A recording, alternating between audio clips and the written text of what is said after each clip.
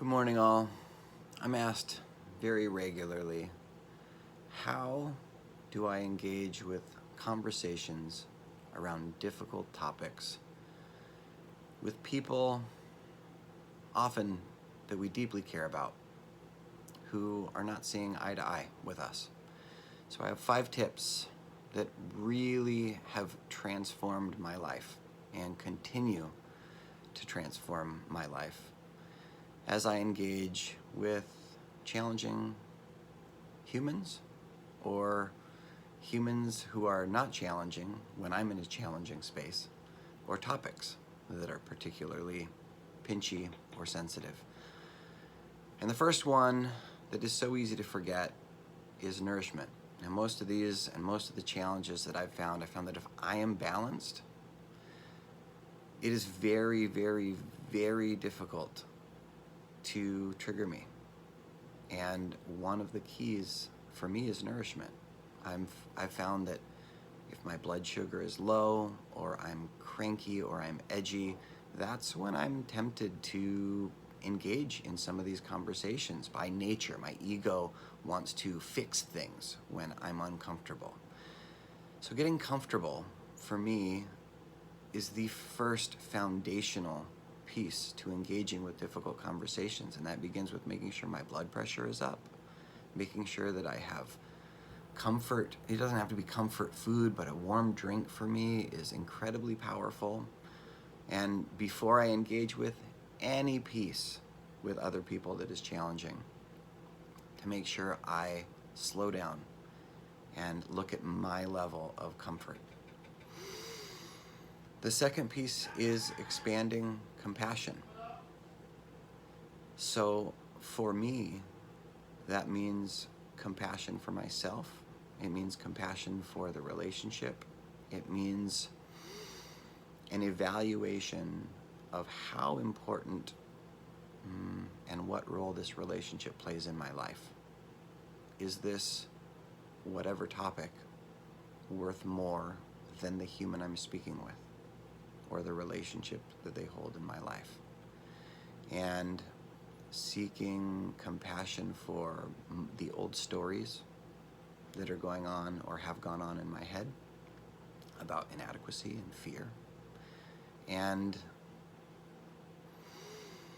slowing enough to imagine some of the stories that might be going on in their head. So nourish, seek compassion. Number 3 is increase clarity for me. And that really is about getting to a grok deck and exploring in detail all of my needs, my unmet needs around this topic, and the observations that I had. And again, an observation is something that a camera could capture without judgment. No better or worse statements or good or bad statements, but just observations, and then my feelings about the circumstance or those observations. And then once I increase clarity around my needs and feelings, the next step is to put myself in their shoes, and I imagine their needs and feelings. And the effect of that is profound on me. And I find very frequently that I can relate and soften to a level of reactivity that maybe has occurred. Fourth is expanding my empathy and curiosity. As I sink into their feelings, imagining what else could be going on, realizing that I only have a sliver of their experience, and how difficult it can be to engage with some of these topics, and how much of a difference softness makes. And then the last one is clarifying my intention.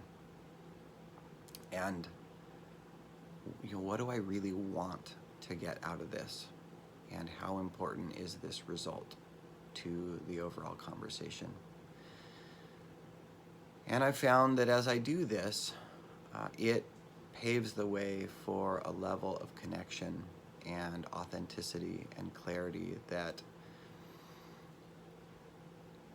births incredible healing. And then seeking consent. this wasn't one of the 5 tips, but before we engage in a conversation, once I have this clarity, going to this human and expressing a desire, I have a desire to increase clarity and harmony around this topic, and maybe even acknowledging that I had engaged with it previously with a lack of skill, and asking if they have space for to hear or see me or explore this further together. And when I can explore, I found, I had a coach one time that told me that when we can engage with something, when we have passion without fear, it invokes magic. When we can come to something with deep reverence and caring about them and about the healing, without attachment to the unfolding, without attachment to their behavior or the results, when we can release that fear of how it's going to go, and we can just focus on the care that we have for them as a human and for the relationship, and we can express ourselves with transparency, magic happens. And I just wanted to share that this morning. I hope that means something to you and impacts you. I'd love to hear in your comments how this goes and any questions that you have. But thank you so much.